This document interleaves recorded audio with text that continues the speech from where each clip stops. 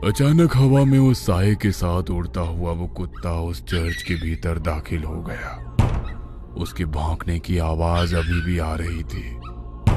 कुछ देर के बाद हवा में उड़ता हुआ उसका शरीर वापस बाहर आया। इस बार उसके शरीर में प्राण नहीं थे।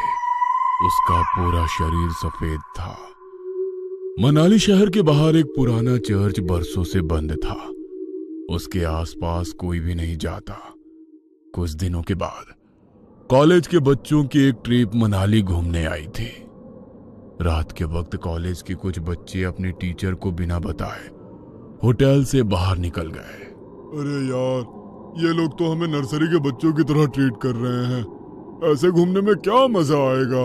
और नहीं तो क्या, यहाँ जाना है वहाँ नहीं जाना है, ऐसे करो वैसे करो, खाने का टाइम हो गया, सोने का टाइम हो गया। सोचा था लड़कियों के साथ मौज मस्ती करेंगे, मगर लड़कियों को तो दूसरे होटल में ठहरा दिया। यहाँ अकेले दीवारों के साथ सर फोड़ो। अब होटल से निकलने के बाद क्या करना है बताओ। करना क्या है, चलो ऐसे ही रोड पर घूमेंगे। तीनों दोस्त बातें करते हुए सुनसान सड़क पर चले जा रहे थे। कुछ दूर चलने के बाद वे लोग उस चर्च के बाहर पहुंच गए। देख, ये चर्च कितना सुंदर लग रहा है। हाँ, सुंदर तो है, मगर ऐसा लग रहा है कोई यहाँ आता जाता नहीं है। शायद कोई पुराना चर्च है। अंदर चलकर देखते हैं। अंदर जाकर? नहीं नहीं, अभी रहने देते हैं, कल सुबह आएंगे। अरे कल सुबह?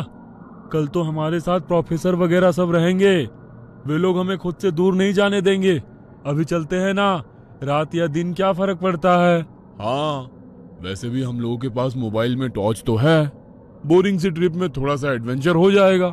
मनदीप का मन नहीं था, मगर रोशन और जतिन के कहने पर वो उन लोगों के साथ उस चर्च के भीतर दाखिल हो गया।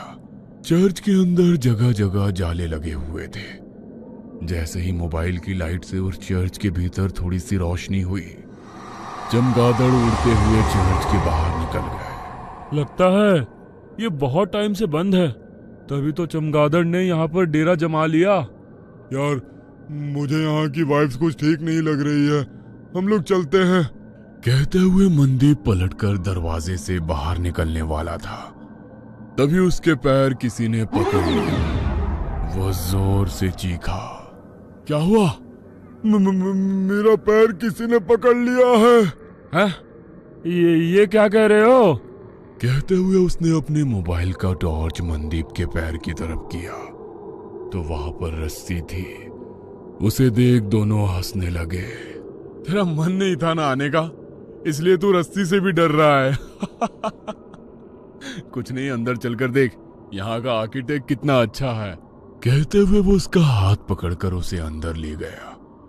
वे तीनों चर्च घूम ही रहे थे कि अचानक चर्च की लाइट जलने बुझने लगी।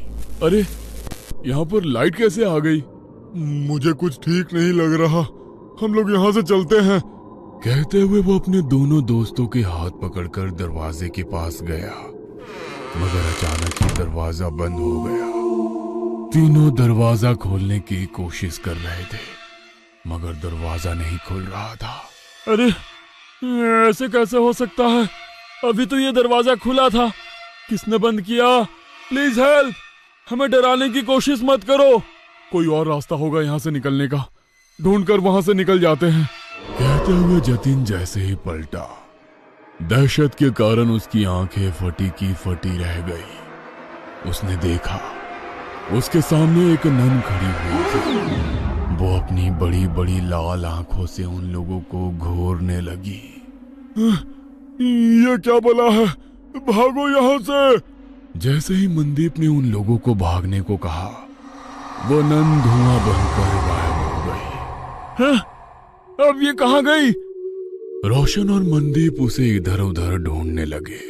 तभी अचानक उन्होंने देखा कि जतिन जमीन पर रेंग रहा था।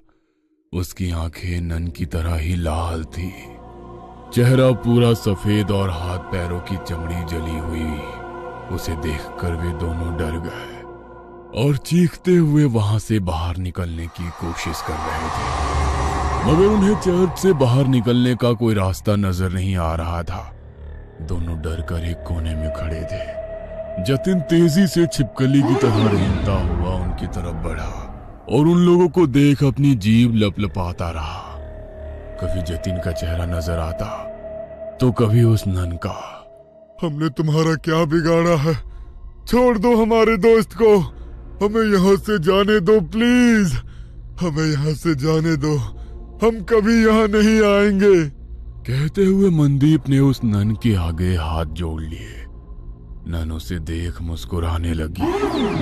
उस नन ने मनदीप का हाथ पकड़कर उसे अपनी ओर खींचने की कोशिश करी, मगर मनदीप के हाथ में गुरुद्वारे का पवित्र कड़ा था। उसे छूते ही नन को तेज झटका लगा और वो जमीन पर गिर गई और वो नन धुआं बनकर जतिन के शरीर से बाहर निकल गई। जतिन बेहोश जमीन पर पड़ा था। रोशन उसको होश में लाने की कोशिश करने लगा। जतिन जल्दी उठ जा, हमें यहाँ से निकलना होगा। जतिन प्लीज उठ जा। तुम लोगों को क्या लगता है कि तुम लोग इससे बच सकते हो? नहीं, तुम लोग अब उसके शिकार हो, यहां से बचकर नहीं जा सकते हो। वैसे भी यहां कोई नहीं आता। यहां गलती से कोई जानवर भी आ जाता है तो वो उसे नहीं छोड़ती। फिर तुम लोग तो इंसान हो, तुम लोगों का मरना तय है। मगर ना जाने क्यों मुझे आज ऐसा लग रहा है कुछ अलग होने वाला है। फादर कुछ और कह पाते, उसके पहले ही उसने रोशन का गला पकड़ लिया। उसकी सांसें घूटने लगी। वो कातर नजरों से मनदीप की तरफ देखकर चिल्लाकर बोला, मनदीप चले जाओ यहाँ से, भागो। तुम्हारे पास गुरुद्वारे की पवित्र शक्ति है, ये तुम्हें कुछ नहीं कर सकती है। भाग जाओ। मैं तुमको छोड़कर कहीं नहीं जाऊंगा। मैं कह रहा हूं ना, तुम चले जाओ यहाँ से, चले जाओ। रोशन बार बार उसे जाने के लिए कह रहा था, मगर नन की पकड़ उसके गले पर तेज हो गई। उसके नाखूनों से उसके गले में गड्ढा हो गया। गले से बहते हुए खून को वो नन जीभ लंबी कर कर चाटने लगी। रोशन छटपटा रहा था। मनदीप को समझ में नहीं आ रहा था कि वो क्या करे। एक और वो नन तो दूसरी तरफ उसके दोस्त। तभी उसके दिमाग में एक विचार आया। उसने अपने हाथ का कड़ा निकाला और एक हाथ में कड़ा और दूसरे हाथ में कृपाण ले वो जोर से बोला, वाहेगुरु जी का खालसा, वाहेगुरु जी की फतेह। जो बोले सो निहाल, सत श्री अकाल। मनदीप ने वो कड़ा नन के हाथों में डाला और सीने में कृपाण डाली। वो नन छटपटाने लगी। उसने रोशन की गर्दन छोड़ दी। हवा में लहरा रहा रोशन जमीन पर गिर गया। उस नन के सीने से काला गाढ़ा सा अजीब पदार्थ बह रहा था। जतिन अभी तक बेहोश था। मनदीप को मदद चाहिए थी, मगर उसके पास मदद के लिए कोई नहीं था। उसकी नजर यीशु की मूर्ति पर पड़ी। हे यीशु, मुझे तेरी प्रार्थना नहीं आती है, मगर तेरे घर में शैतान तेरे बंदों पर कैसे हावी हो सकता है? हमारी मदद करो। कहते हुए उसकी आंखों में आंसू आ गए। तभी एक चमत्कार हुआ और बरसों से बंद वो चर्च अचानक से रोशन हो गया। फादर ने दो नन को बुलाया। नन ने घायल रोशन और जतिन का इलाज शुरू किया। फिर फादर ने जैसे ही उस घायल नन की ओर देखा, होली वाटर डाल उसकी मुक्ति की प्रेयर करने लगे। देखते ही देखते वो नन की आत्मा यीशु की मूर्ति में समाहित हो गई। आज तुम्हारे साहस और सूझबूझ से बरसों से भटकती उस नन की आत्मा को मुक्ति मिल गई। God bless you my child. तुम्हारे दोस्त अब ठीक हैं। कल सुबह तक उन लोगों को कुछ भी याद नहीं रहेगा। अब तुम लोग यहां से चले जाओ और आज की घटना का जिक्र किसी से भी मत करना। फादर के कहने पर मनदीप अपने दोस्तों के साथ होटल वापस आ गया। अगले दिन वे लोग जब मनाली घूमने के लिए निकले तो उसके दोस्त सब कुछ भूल चुके थे, मगर मनदीप उस खौफनाक रात को उम्र भर नहीं भूल सकता था। वो अपने साथियों के साथ उसी जगह से निकला तो मनदीप को कोई चर्च नजर नहीं आया। बस दूर खड़े वो फादर उसे देखकर मुस्कुरा रहे थे। उन्होंने उसके ऊपर हॉली वाटर डाला तो मनदीप भी कल रात की वो बातें भूल गया, मगर मनाली के लोग